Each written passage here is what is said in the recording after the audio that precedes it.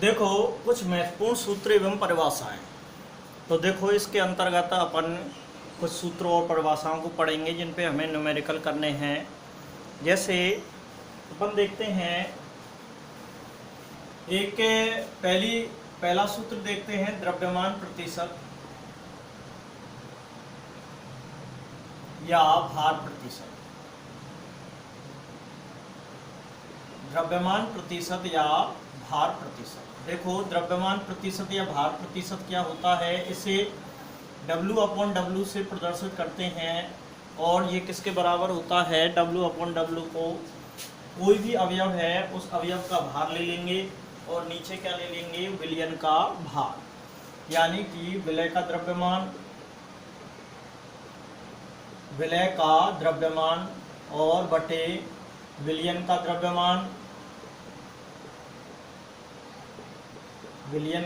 द्रव्यमान और इंटू 100। ठीक है, ये भार प्रतिशत कहलाता है, यानी कि 100 ग्राम विलयन में उपस्थित विलय का द्रव्यमान क्या कहलाता है, द्रव्यमान प्रतिशत या भार प्रतिशत। तो ये वाली बात है। अब जैसे अपन बात करें कि जैसे मान के चलो कि 10% W/W दे दिया हमें, क्या दे दिया, 10% W/W। तो इसका अर्थ क्या है, का अर्थ W/W एथेनॉल, क्या दे दिया, एथेनॉल, यानी कि C2H5OH का अर्थ। तो इस तरह से कोई मान के चलो परसेंटेज तुम्हारे लिए दे रखी है, तो इसका मतलब क्या है कि 10 ग्राम एथेनॉल, ये क्या है तुम्हारा विलय। देखो दो चीज़ें होती हैं, एक तो विलय और एक विलायक।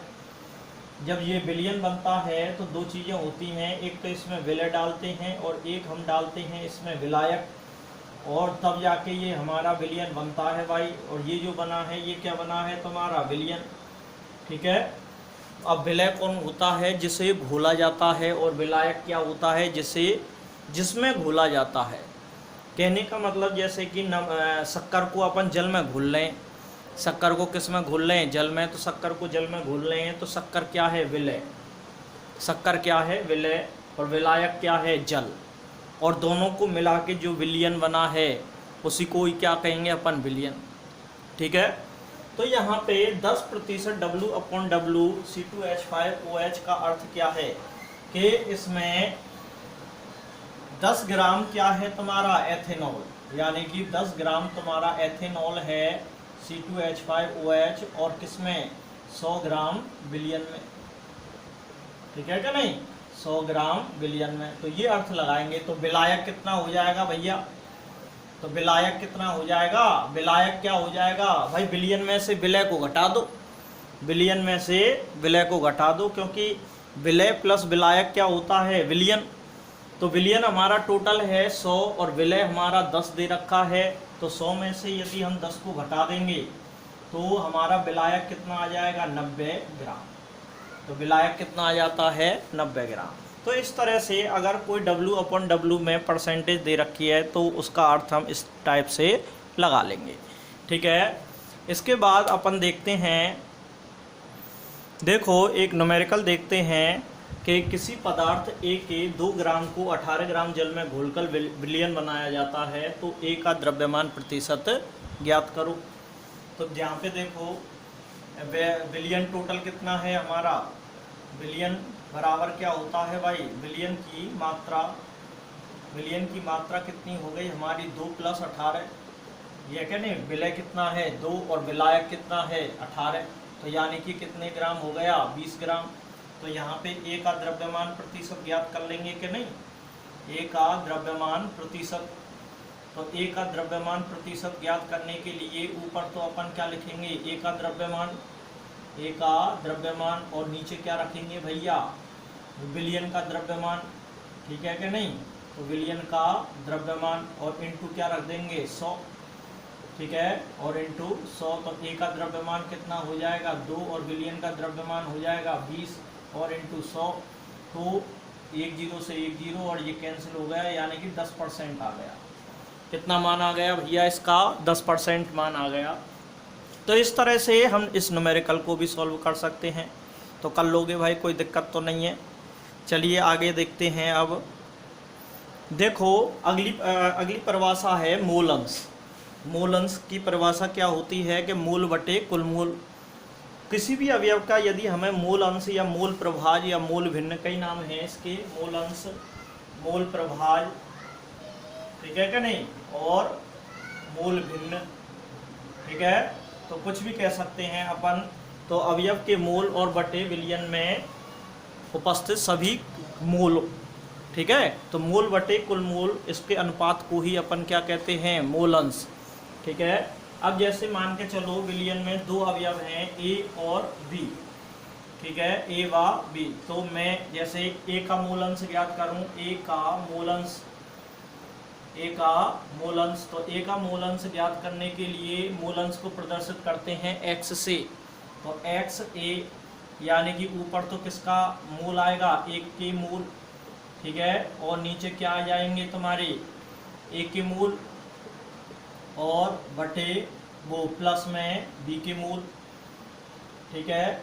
और मूल को किससे प्रदर्शित करते हैं, स्मॉल एल से, स्मॉल एन से, तो एक्स ए, तो ए के मूल यानी कि क्या हो जाएगा भाई, एन ए, और ये क्या हो जाएगा, N A plus N B हो जाएगा कि नहीं।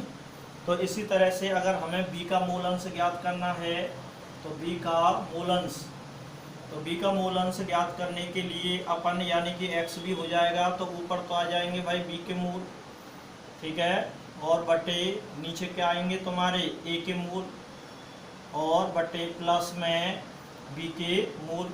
तो इस तरह से कर सकते हैं कि नहीं। तो यहाँ पे एक्स भी बराबर निकालेंगे तो N B upon N A plus N B, ठीक है कि नहीं। तो अगर हम इनके मूल अंशों को जोड़ दें, ठीक है, यानी कि ये तो एक्स ए यानी कि ए का मूल अंश, और ये क्या है, बी का मूल अंश, दोनों के मूल अंशों को अपन जोड़ देते हैं, यानी कि x a plus x b. तो x a plus x b अपन देखते हैं, तो यहाँ पे आ जाएगा N a upon N A plus N b, और plus N B upon N A plus N b. तो दोनों को जोड़ देते हैं, लघुत्तम आ जाएगा, एलसीएम ले लो, तो एन ए प्लस एन बी एलसीएम आ जाएगा, ये कैंसिल हो जाएगा, और ऊपर क्या बचेगा, केवल एन ए, और इधर क्या बचेगा, केवल एन बी। तो x a plus x B ये आ जाएगा। अब दोनों एक दूसरे को कैंसिल कर लेंगे, ठीक है, तो x a plus x B और इक्वल टू कितना आ जाएगा, 1, यानी कि सभी मूल अंशों का योग कितना आएगा, 1, सभी मूल अंशों का योग कितना आएगा, 1। और यदि हमें एक को ज्ञात करना है तो 1 माइनस एक्स भी लिख सकते हैं कि नहीं, ठीक है, यानी कि एक के अगर मतलब जैसे मान के चलो दो अवयव हैं, और दो अवयव में से किसी एक का मूल अंश हमें ज्ञात है, तो दूसरे को एक में से घटा के ज्ञात कर लेंगे, है क्या नहीं, क्योंकि सभी अवयवों के मूल अंशों का योग किसके बराबर होता है, 1 के बराबर। तो क्लियर है भाई। तो इस तरह से अपन मूल अंश या मूल भिन्न की बात निकाल सकते हैं, निकाल लोगे कि नहीं। तो इसके अलावा अपन देखते हैं एक और न्यूमेरिकल। देखो जैसे ये वाला न्यूमेरिकल ले लिया मैंने कि 2 ग्राम H2 को 18 ग्राम H2O में घुला गया है, तो प्रत्येक का क्या ज्ञात करो, तो मूल अंश ज्ञात करके दिखाओ भाई। तो पहले H2 को देखते हैं, तो H2 का मूल ज्ञात कर लेते हैं, H2 का मूल अंश, H2 का मूल ज्ञात कर लेंगे। पहले तो मूल ज्ञात करो पहले तो दोनों के, यानी कि N of H2, N of H2 यानी कि भार बटे अणुभार, भार कितना है 2 ग्राम, और अणुभार H2 का कितना हो जाएगा 2, तो 2/2 हो जाएगा कि नहीं, क्योंकि एक H का कितना होता है 1, तो 2H का कितना हो गया 2, तो 2/2 हो जाएगा, यानी कि कुल मिला के N ऑफ H2 कितना आ गया 1 आ गया। अब इसी तरह से H2O का मूल, H2O का मूल, तो H2O का मूल क्या हो जाएगा भैया N of H2O, N of H2O यानी कि भार बटे अणुभार, भार कितना है इसका 18, और अणुभार कितना होता है 18, उसका H2O का 18 ही होता है भाई, ठीक है। तो 18 से 18 कैंसिल हो जाएगा, तो एक मूल आ गया N ऑफ H2O। अब मैं क्या ज्ञात करता हूँ तुम्हारा, प्रत्येक का मूल अंश ज्ञात करने हैं, यानी कि H2 के मूल अंश, H2 के मूल अंश, तो H2 के मूल अंश अगर हमने ज्ञात करने हैं तो n ऑफ H2 बराबर क्या हो जाएगा, नहीं x of H2, x of H2 बराबर हो जाएगा n of H2 upon n of H2 plus n of H2O। तो x ऑफ H2 बराबर कितना हो जाएगा, NH2 कितना है 1, और 1 प्लस 1 बराबर कितना हो जाएगा 1/2 यानी कि 0.5। ठीक है, और इसका कोई मात्रक नहीं होता है भाई, तो 0.5 मूल अंश आ गया। अब यहाँ पे जैसे हमसे पूछा जाए कि x ऑफ H2, तो एक अगर ज्ञात है तो दूसरे को एक में से घटा लो XH2, ठीक है क्या नहीं, तो 1 माइनस 0.5, तो ये भी कितना आ जाएगा 0.5। तो दोनों के 0.5 मूल अंश आ जाते हैं निकल के। तो कर लोगे इस तरह के न्यूमेरिकल, कोई दिक्कत तो नहीं है, ठीक है। और इससे इनसे संबंधित न्यूमेरिकलों को मैं और भेज दूंगा तुम्हारे लिए, उन्हें भी समझना अपनी तरफ से। कोई परेशानी आए तो मुझसे पूछना। और देखते हैं अगली परिभाषा। देखो अगली परिभाषा है हमारी मोलरता की। मोलरता क्या होती है कि 1 लीटर विलयन में उपस्थित विलय के मूलों की संख्या, विलय के मूल बटे विलयन का आयतन, यानी कि विलय के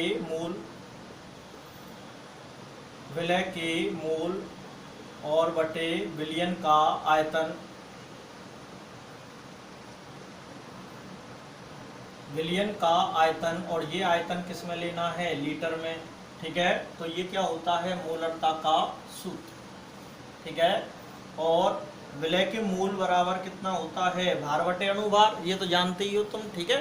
तो इसकी तो कोई बात नहीं है। मूल निकालने के कई सूत्र भी हैं, तो किसी भी सूत्र की सहायता से निकाल लो। अब यहाँ पे अपन देखते हैं इसका मात्रक क्या होता है मोलरता का। मात्रक या तो जैसे कोई मान आए तो उसमें m लगा दो, या फिर क्या लगा देते हैं मोल पर लीटर, ठीक है, मोल पर लीटर लगा दो, या फिर क्या लगा दो कैपिटल M। तो दोनों ही इसके मात्रक होते हैं।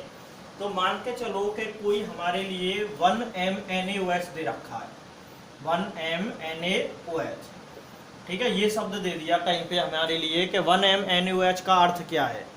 तो इसका अर्थ क्या लगाओगे कि 1m NaOH का अर्थ, तो जो ऊपर है उसे उतना ही मानते हैं जो आगे दिया हुआ है। एक क्या है, एक क्या है NaOH है, एक क्या है NaOH। अब NaOH क्या है, मात्रा है, ग्राम है, क्या है, एक क्या है NaOH है। अब क्या है, एक क्या है, एक NaOH है, एक क्या है, तो मात्रा है, ग्राम है, क्या है, एक मोल है। ऊपर बता देगा तुम्हें क्या है वो मोल, यानी कि 1 मोल NaOH है।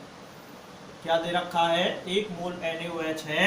और 1 मोल NaOH कितने लीटर में, इसमें गुणा किसका हो रहा है, 1 का, किसका गुणा हो रहा है, 1 का। तो लीटर बिलियन में, यानी कि 1 लीटर बिलियन, बिलियन के 1 लीटर में, बिलियन के 1 लीटर में, ठीक है। मान के चलो 2m NaOH होता, क्या होता, 2m NaOH। तो इसका अर्थ क्या होता कि 2 मोल NaOH बिलियन के 1 लीटर में। 3m NaOH होता तो 3 मोल NaOH बिलियन के 1 लीटर में।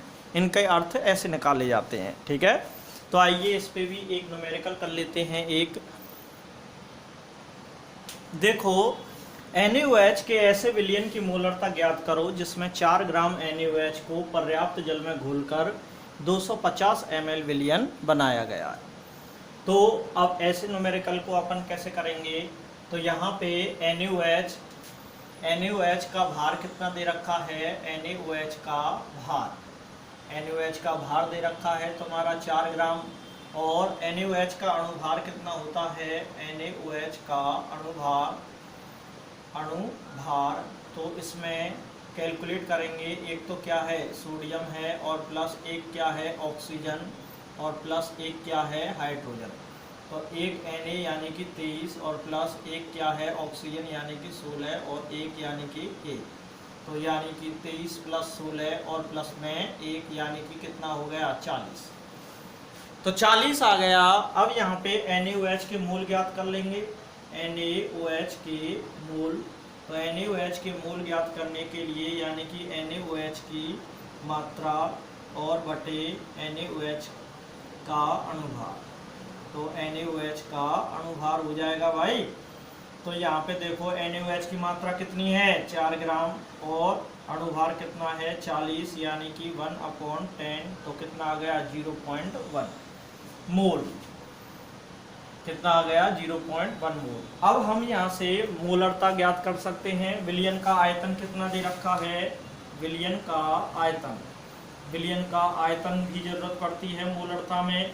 तो आयतन दे रखा है 250 ml और हमें लीटर में चाहिए पर। तो 250 इंटू मिली को हटाएंगे तो 10⁻³ लगाएंगे, तब जाके मिली किस में कन्वर्ट होगा, लीटर में। ठीक है, तो अब यहाँ अपन सूत्र लगा देते हैं। सूत्र लगा देंगे किसका, मोलरता का। तो मोलरता बराबर क्या हो जाएगी तुम्हारी, विलय के मोल, विलय कौन है यहाँ पे NaOH है, यानी कि NaOH के मोल, NaOH के मोल और बटे विलयन का आयतन। ठीक है, विलयन का आयतन, और ये आयतन हमें किस में लेना है, लीटर में। तो इस तरह से NaOH के मूल कितने आए हैं हमारे 0.1 और विलयन का आयतन है 250 इंटू 10⁻³ यानी कि 0.1/250 और इंटू 1000, ऊपर जाएंगे तो 1000 हो जाएगी, 1 0 से 1 0 और 25 चौका 100, तो 4 एकम 4 यानी कि 0.4 m। तो ये इसकी मोलरता आ जाती है और यही इसका आंसर है 0.4 m। तो कर दोगे कि नहीं, तो मेरे हिसाब से हो जाने चाहिए सारे न्यूमेरिकल। इसके अलावा एक और अपनी सांद्रता रह जाती है, उसको देखते हैं। देखो अगली परिभाषा है मोललता। मोललता, वो मोलरता थी और ये क्या है, मोललता। ठीक है, और मोललता इसको, इसका सूत्र क्या होता है, ऊपर तो वही विलय के मोल होते हैं, यानी कि विलय के मोल, और बटे नीचे क्या होते हैं, विलायक की मात्रा। क्या होती है, विलायक की मात्रा, और ये मात्रा किस में होती है, ग्राम में, और इंटू 1000। ठीक है, तो 1000 ग्राम विलायक में उपस्थित विलय के मूलों की संख्या क्या कहलाते हैं, मोललता।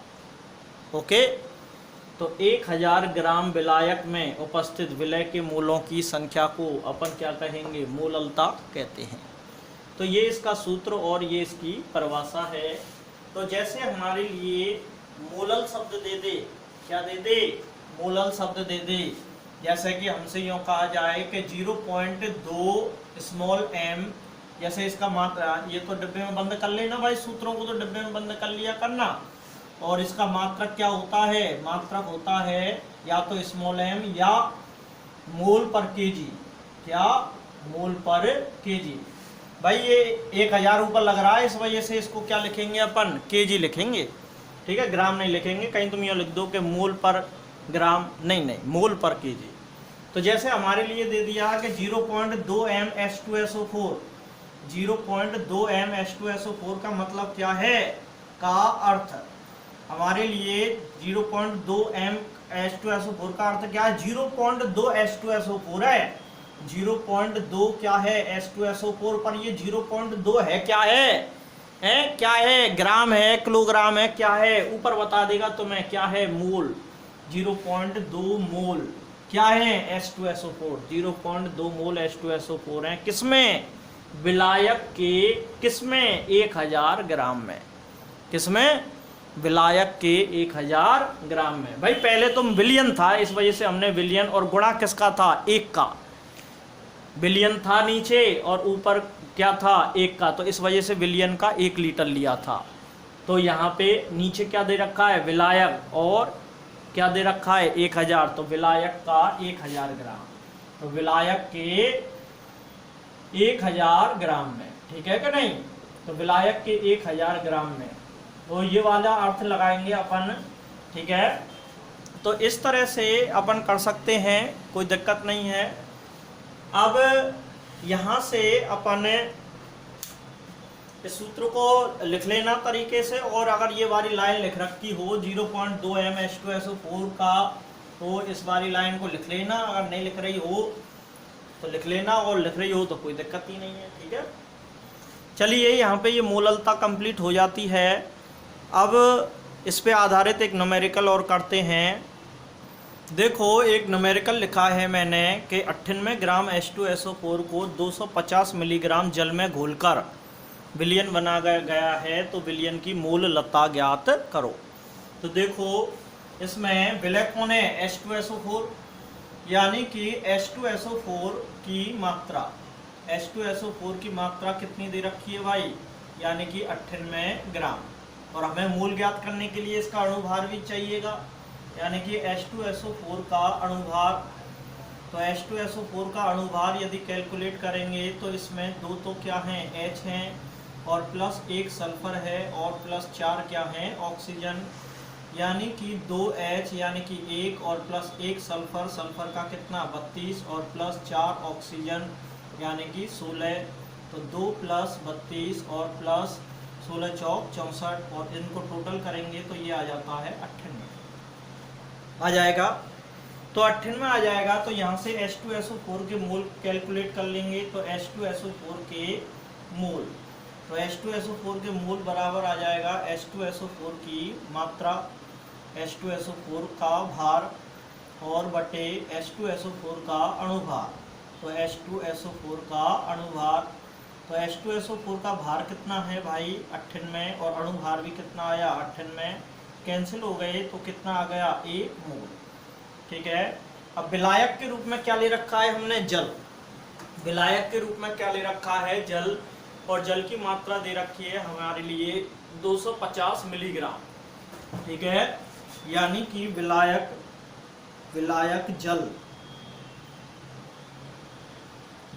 जल की मात्रा दे रखी है हमारे लिए 250 मिलीग्राम। ठीक है, 250 मिलीग्राम का मतलब क्या है कि बराबर है, मिली शब्द को हटाएंगे यानी कि 250 गुणा 10⁻³ ग्राम। ठीक है, यही वाली बात हो जाएगी।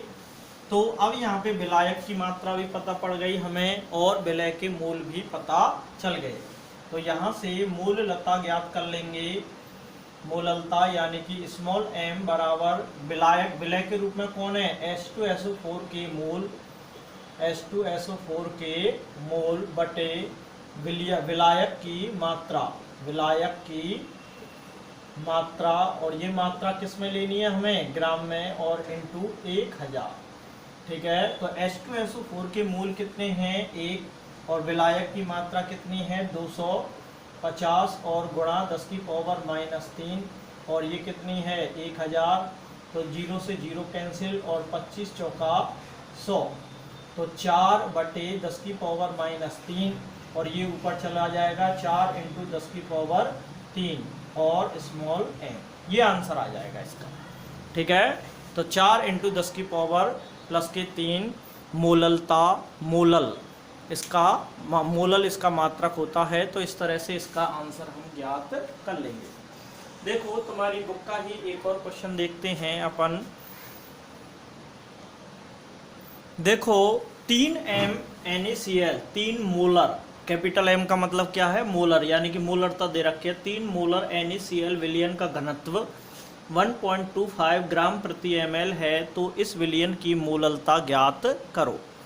तो ये दे रखा है, तो हमें मोललता के लिए विलय के मोल और बटे विलायक की मात्रा, दो चीज़ की आवश्यकता होती है। और ना तो इसमें विलय के मोल दे रखे हैं और ना ही हमें विलायक की मात्रा दे रखी है। तो चलो देखते हैं हम किस किस तरह से इन दोनों चीज़ों को कैलकुलेट करते हैं। ध्यान रखना हमें क्या चाहिए, विलय के मोल और विलायक की मात्रा। विलय कौन है यहाँ में NaCl, विलय कौन है NaCl, यानी कि NaCl के तो हमें क्या चाहिएंगे मोल और विलायक की मात्रा। अब विलायक पता नहीं है इसमें क्या है, जो भी है चलो देखते हैं। तो पहले तो 3m NaCl का मतलब क्या है, 3m NaCl का अर्थ, तो 3m NaCl का अर्थ क्या है कि 3 मोल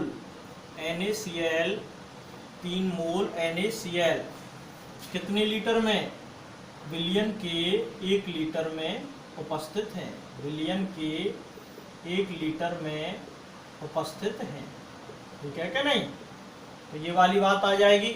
तो 1 लीटर, तो हमें विलय के मूल पता चल गई, यानी कि NaCl के मूल कितने आ गए अब यहाँ पे, NaCl के मूल, तो NaCl के मूल आ जाते हैं 3 मूल।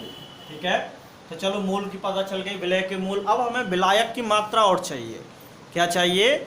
विलायक की मात्रा। तो विलायक की मात्रा, विलायक दिया नहीं है, विलयन की तो पता है, विलयन का आयतन, विलयन का आयतन, विलयन का आयतन दे रखा है। और ये आयतन किसमें दे रखा है भाई तुम्हारा, 1 लीटर। ठीक है, और विलयन का घनत्व भी दे रखा है हमारे लिए, विलयन का घनत्व। तो विलयन का घनत्व दे रखा है कितना, 1.25 ग्राम प्रति ml। ठीक है, तो देखो इसमें ml है नीचे, क्या है ml में, तो हम इस आयतन को भी किस में कन्वर्ट कर लेते हैं, ml में। 1 लीटर बराबर कितने ml, 1000 ml। ठीक है, क्योंकि घनत्व का क्या सूत्र होता है, क्योंकि घनत्व यानी कि D बराबर होता है मास बटे वॉल्यूम, यानी कि द्रव्यमान बटे आयतन। ये तीनों चीज एक ही सब्सटेंस की होती हैं, एक ही पदार्थ की होती हैं। अगर विलयन है तो विलयन का घनत्व बराबर विलयन का द्रव्यमान बटे विलयन का आयतन, और यदि विलय है तो विलय का घनत्व, विलय का द्रव्यमान, विलय का आयतन। विलायक है तो विलायक, विलायक, विलायक, मतलब तीनों चीजें एक ही कंपोनेंट की होती हैं, एक ही अवयव की होती हैं। तो जैसे मैं बात करूं तो ये विलयन का घनत्व बराबर विलयन का भार बटे विलयन का आयतन। ठीक है, तो विलयन का घनत्व कितना दे रखा है, 1.25, और विलयन की मात्रा यानी कि ये m क्या है, विलयन की मात्रा आ जाएगी, विलयन की मात्रा। और विलयन की मात्रा कितनी आई हमारी, अब कैलकुलेट करनी है। विलयन का आयतन कितना है, 1000 ml। ठीक है, तो ml और ml तो यूनिट सेम रखनी है, क्योंकि गुणा भाग तभी हो पाते हैं जब यूनिट सेम हो। तो ये इसमें आ जाएगा, तो विलयन की मात्रा आ जाएगी, यानी कि विलयन की मात्रा, तो विलयन की मात्रा आ जाती है तुम्हारी 1.25 इंटू 1000। तो 1000 2 जीरो से, तो दशमलव से 2 जीरो कैंसिल हो जाएंगी, तो 1250 आ जाएगा ये भाई, 1250 ग्राम। तो विलयन की मात्रा आ गई। लेकिन अभी भी हम मोललता काउंट कर सकते हैं क्या, कैलकुलेट कर सकते हैं क्या, नहीं कर सकते, क्योंकि हमें विलायक की मात्रा चाहिए। हमें क्या चाहिए, विलायक की मात्रा। तो विलायक की मात्रा कैलकुलेट करने के लिए हमें विलयन तो पता चल गई, तो विलय और पता होना चाहिए। तो विलय कौन है, NaCl। तो NaCl की मात्रा, NaCl की मात्रा, तो पहले NaCl का अणुभार कैलकुलेट कर लेते हैं। NaCl का अणुभार होता है हमारा, एक तो इसमें क्या है सोडियम, और प्लस एक क्या है इसमें क्लोरीन। तो यहाँ पे सोडियम का आ जाता है 23 और इसका आ जाता है 35.5। तो NaCl का अणुभार कितना आ गया भाई, NaCl का अणुभार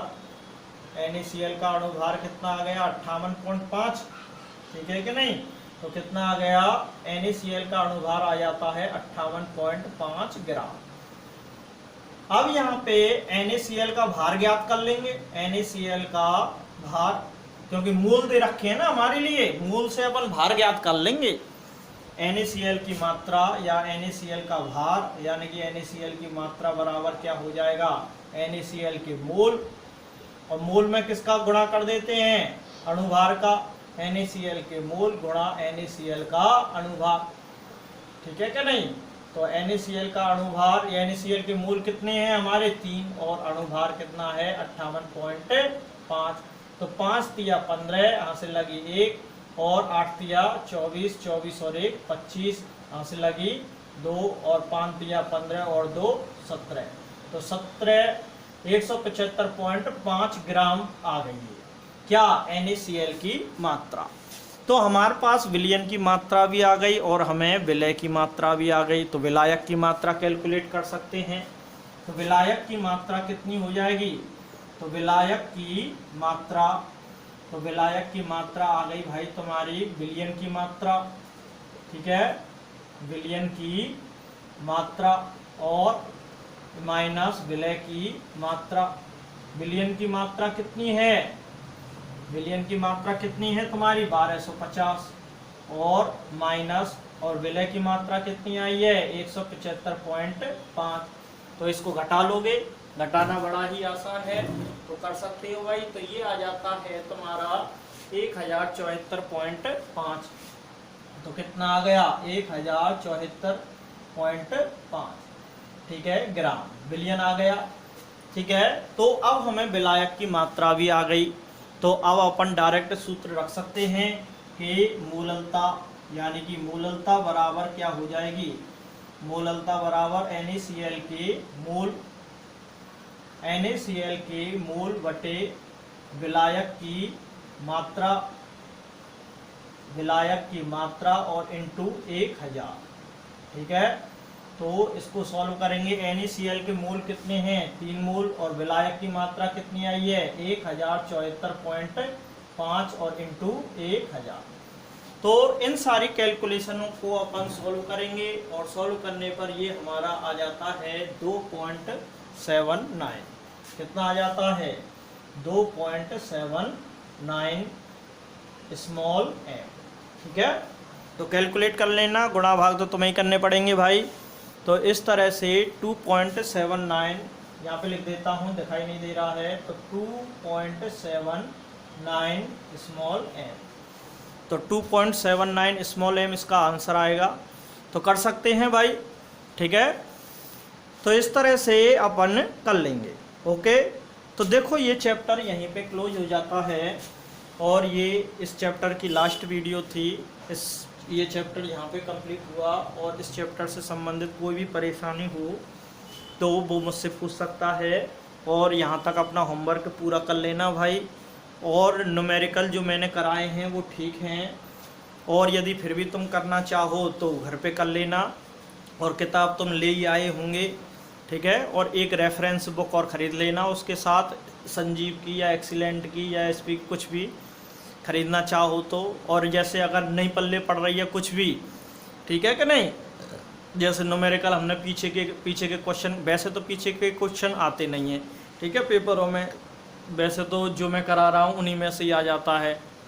फिर भी कुछ बच्चे ज़्यादा दिमागदार होते हैं, तो ये वो जो सोचते हैं यार इन्हें भी कर लेते हैं, तो कर लेना, कोई दिक्कत नहीं है, खूब करना। और नहीं आए तो मुझसे 10 बार पूछना, मैं 10 बार बताऊँगा। ठीक है, तो जो भी तुम्हारे क्वेश्चन हो उन क्वेश्चनों को रविवार के दिन मुझे लिख के नहीं भेज देना। रविवार के दिन नहीं तो तुम तो भेजते चलना, जैसे ही मेरे पास सारे क्वेश्चन आ जाएंगे, है क्या नहीं, सभी बच्चों के क्वेश्चन जैसे तुमने सॉल्व कर करके देखे, और हम पे ये नहीं आया साहब, हम पे वो नहीं आया, और तुम यूँ कहो कि ना साहब क्रम से ही करवा दो, तो मैं भाई क्रम से भी करवा दूंगा, कोई ऐसी बात नहीं है सबको। पर वैसे कोई मतलब भी नहीं है, क्योंकि पेपरों में नहीं आते। पेपरों में जितने न्यूमेरिकल मैंने करा दिए ना, उन्हीं में से ही कोई ना कोई न्यूमेरिकल आ जाएगा। बाकी तुम्हारी मर्जी की बात है, एक दो वीडियो और बन जाएंगी, और तो कुछ नहीं है। ठीक है, तो चलिए इसके बाद इस पार्ट को यहीं पे विराम देते हुए नेक्स्ट चैप्टर अपन नेक्स्ट वीडियो से स्टार्ट करेंगे। तो ओके, बाय बेटो।